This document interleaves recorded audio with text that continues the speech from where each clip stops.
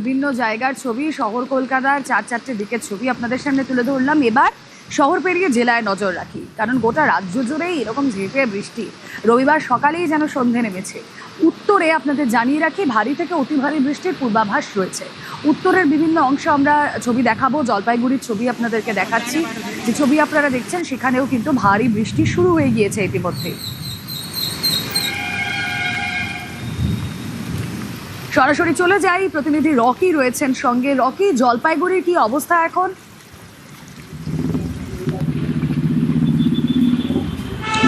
তোমাকে বলে রাখতে চাইবো, আবহাওয়া দপ্তরের পূর্বাভাস অনুযায়ী কিন্তু ধূপগুড়ি সহ গোটা জুয়ার জুড়ে গতকাল রাত থেকে বৃষ্টি শুরু হয়েছে। তার পাশাপাশি কিন্তু ভুটান পাহাড়ে অবিরাম বৃষ্টির ফলে কিন্তু ডুয়ার্সের বিভিন্ন নদী, জলঢাকা, কালীখোলা, ডায়না, বিভিন্ন নদী কিন্তু জলস্ফীতি দেখা দিয়েছে এবং যে সকল নিচু এলাকা রয়েছে সেই সকল এলাকায় কিন্তু গতকাল রাত থেকে জল ঢুকতে শুরু করেছিল।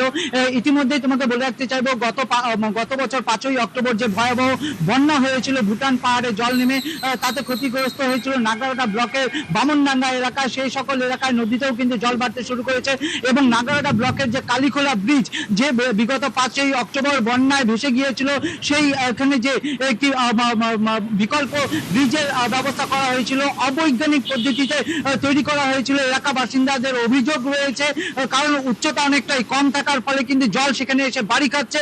ভুটান পাহাড়ের জল সেখানে বাড়ি খাওয়ার ফলে কিন্তু সেই জল পার্শ্ববর্তী লোকসান এলাকায় ঢুকে পড়তে পারে বলে আশঙ্কা করেছে।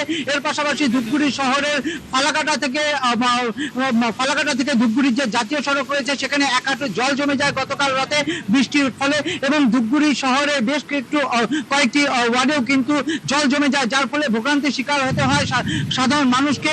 এলাকার বাসিন্দাদের অভিযোগ, বিগত সরকারের যে পৌরসভা ছিল, ধূপগুড়ি পৌরসভা, বেহাল নিকাশি ব্যবস্থার কারণে কিন্তু এই দুর্ভোগ তাদের সহ্য করতে হয় প্রত্যেকটা বছর।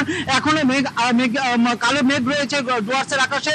বৃষ্টি শুরু হলে গোটা ডুয়ার্স কিন্তু ভোগান্তির শিকার হবে, এমনটাই কিন্তু আশঙ্কা করছে এলাকার বাসিন্দারা। ইতিমধ্যে প্রশাসনের তরফ থেকে নিচু এলাকা এবং নদীর পার্শ্ববর্তী এলাকায় কিন্তু মাইকিং শুরু করেছে এবং সতর্ক বার্তা দেওয়া হয়েছে সাধারণ মানুষকে। রুমেলা, ওকে, এবার আমরা জলপাইগুড়ি থেকে কোচবিহারের দিকে নজর রাখি। কোচবিহারে তোরসা নদীর যে অস্থায়ী সেতু, যে অস্থায়ী সাঁকো, তা ভেঙে গেল। ভারী থেকে অতি ভারী বৃষ্টির পূর্বাভাস উত্তরবঙ্গ জুড়ে বিপর্যয় তৈরি হতে পারে। যে ছবি আপনাদেরকে দেখাচ্ছি, কোচবিহারে তোরসা নদীর ওপর যে অস্থায়ী সাঁকো, তা ভেঙে গেল। এই সাঁকো ভেঙে যাওয়ার ফলে সাধারণ মানুষকে কতটা দুর্ভোগে পড়তে হবে, কি সিচুয়েশন জানবো। প্রতিনিধি শুভঙ্কর রয়েছেন সঙ্গে। শুভঙ্কর, রুমেলা, দেখো, তোমাকে জানিয়ে রাখি যে পাহাড়ে লাগাতার বৃষ্টির জেরে কিন্তু কোচবিহার সহ কোচবিহারের যে বিভিন্ন নদীগুলো রয়েছে সেই নদীগুলোতে জলস্তর অনেকটাই বেড়েছে। ফলে কোচবিহার শহরে থেকে কোচবিহার 1 ব্লকের মধ্যে যাতায়াতকারী, সুৎকাবাড়িতে যাতায়াতকারী যে অস্থায়ী সাঁকো ছিল তোরসা নদীর ওপর, সেই সাঁকো আজ সকালে ভেঙে গিয়েছে। বাসিন্দাদের নৌকায় এখন যাতায়াত করতে হচ্ছে, নতুবা ঘুঘুমারি হয়ে অনেকটা পথ ঘুরে যেতে হচ্ছে। শুধু তোরসা নদীতে নয়, রায়ডাক নদীর ওপরেও যে অস্থায়ী সাঁকো ছিল সেই সাঁকোও কিন্তু ভেঙে গিয়েছে। এছাড়া রাতভর ভারী বৃষ্টিতে কোচবিহার শহরের বিভিন্ন এলাকায় ইতিমধ্যেই জলমগ্ন হয়ে পড়েছে। এর ফলে জাল চলাচল ব্যাহত হয়েছে এবং জনজীবনও অনেকটা বিপর্যস্ত বলা যায়। রুমেলা, ওকে, যে ছবি আপনারা দেখছেন, যে সাঁকো, অস্থায়ী সাঁকো, তা ভেঙে এই মুহূর্তে যাতায়াতের সমস্যা। এই নদী পেরোতে হচ্ছে, তোরসা পেরোতে হচ্ছে সাধারণ মানুষকে নৌকা করে।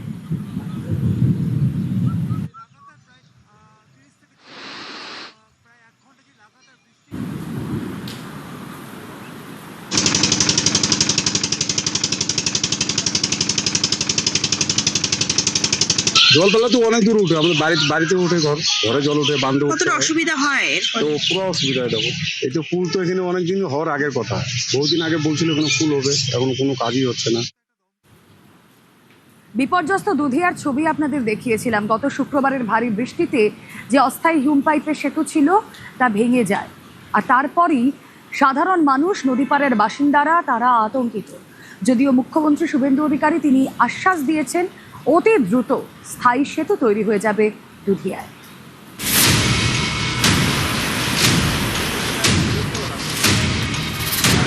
4-5 দিন মধ্যেই কাজটা শেষ করা যাবে আশা করা যায়।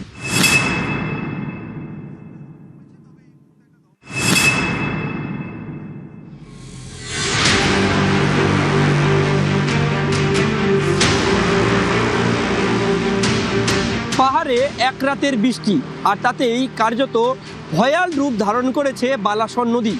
বালাসন নদীর ওপর অস্থায়ী হিউম পাইপের সেতু, যা তলিয়ে গিয়ে ইতিমধ্যে যোগাযোগ বিচ্ছিন্ন হয়েছে শিলিগুড়ি এবং মিরিকের, যা মনে করে দিয়েছে 4 অক্টোবরের সেই ভয়াল এবং বিধ্বংসী ঘটনা।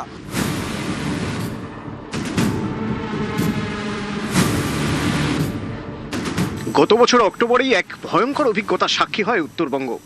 9 মাসের মাথায় ফের একই পরিস্থিতি। গত কয়েকদিন ধরেই মুষলধারে বৃষ্টি। বৃহস্পতিবার থেকে ফুঁসছে বালাসন নদী। আশঙ্কা সত্যি করে ফের বালাসনের তোড়ে ভেসে গেল দুধিয়ার অস্থায়ী সেতু। শিলিগুড়ি থেকে মিরিক সরাসরি যোগাযোগ বন্ধ।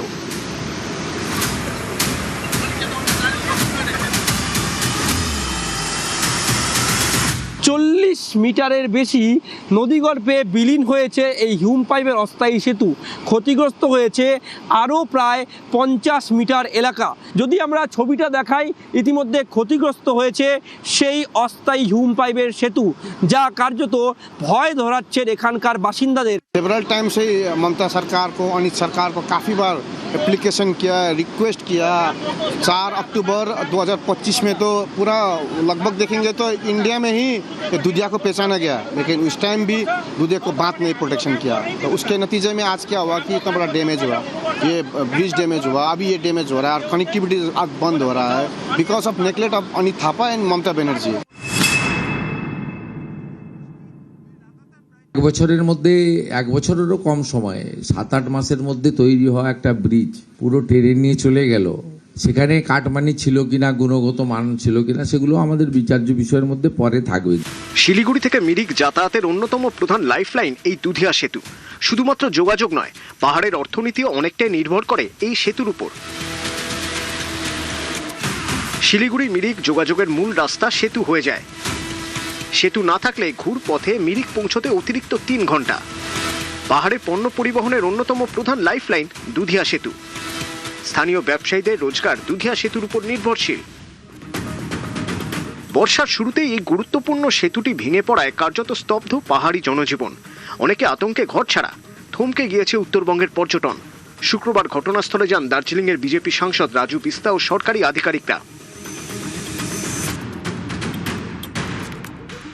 एक नदी का ब्रिज कोई अगर सरकार नहीं बन सकती, उसका तो टूटना तय था। 2026 में टूटा ही है। ममता दीदी को, टीएमसी को आज तक कुछ फर्क ही नहीं पड़ा। फर्क किसको पड़ता है? यहाँ की पब्लिक को पड़ता है। उनके घरों में पानी घुस जाता है। और ये जो टेम्पररी जुगाड़ किया है, ये तो 5वीं क्लास का बच्चा भी कर सकता है, वैसा काम करके गए हैं।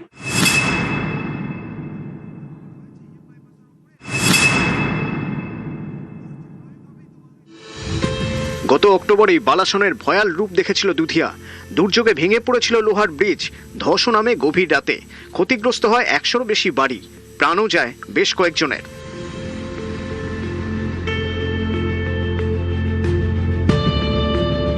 जो बारिश आया था ना, इसलिए बारिश की वजह से ये सब हो रहा है। यहाँ पर वो 3 आदमी था, वो 3 आदमी सब गुजर गया। अचानक आया है। बारिश बहुत था, रुकने का नाम ही नहीं लिया था। सब खराब हो गया, घर में पूरा डैमेज हो गया। সেদিন মাটিতে মিশে গিয়েছিল বাড়ি। বালাসন ভাসিয়ে নিয়ে গিয়েছিল মাথা গোঁজার ঠাঁই। ত্রাণ শিবিরে বসে ভয়ঙ্কর সেই রাতের কথা বলেছিলেন এক মহিলা। मेरा घर सब पूर गया। इसका घर ऊपर है, मेरा घर पनि कुछ नहीं है। डुबाऊ है, डुबाऊ। किचन सब लग गया। मेरो इसका घर है, इसका किचन, इसका कुछ नहीं है। हम 4 लोग है। तल्लो घर मेरे भाई का है। सब गाँव ही खत्म।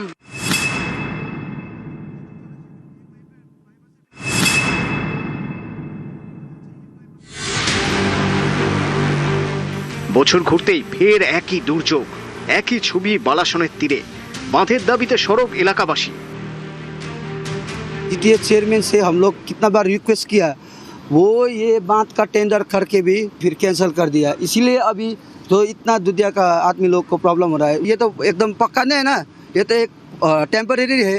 लेकिन हम लोग को तो टेम्परेरी का जरूरत नहीं है। अभी दुधिया का पूरा बासिंदा चाहते हैं ये एक परमानेंट ब्रिज होना चाहिए, और ब्रिज से पहले हम लोग के लिए पूरा पक्की, एकदम पक्की बांध होना चाहिए। सवेरे मैं उठा ही नहीं था कि 6 बजे मुख्यमंत्री शुभेंदु अधिकारी जी का फोन आया और उनके निर्देश में यहाँ पे मैं उपस्थित हूँ और पूरी रिपोर्ट मैं उनको दूंगा। बांध के लिए ऑलरेडी जो है DPR बन गया है।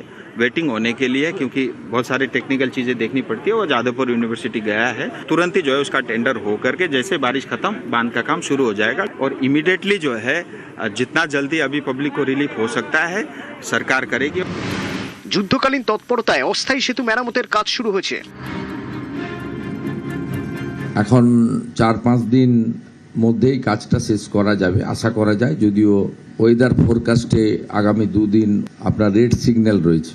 ইতিমধ্যে নদীতে যেমন একদিকে একটি জেসিবি লাগানো হয়েছে, তেমনি নদী থেকে বালি তুলে অন্য জেসিবি দিয়ে মাটি ভরাট করে এই পুনরায় হিউম পাইপের সেতু তা চালু করার পক্ষপাতী রয়েছে পূর্ত দপ্তর।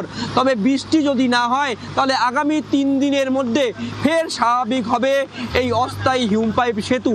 সেক্ষেত্রে শিলিগুড়ি মিরিকে যোগাযোগ ফের স্বাভাবিক হবে বলে পূর্ত দপ্তর সূত্রে খবর। দুদিয়া থেকে বিশ্বজিৎ মিশ্র, নিউজ 18 বাংলা।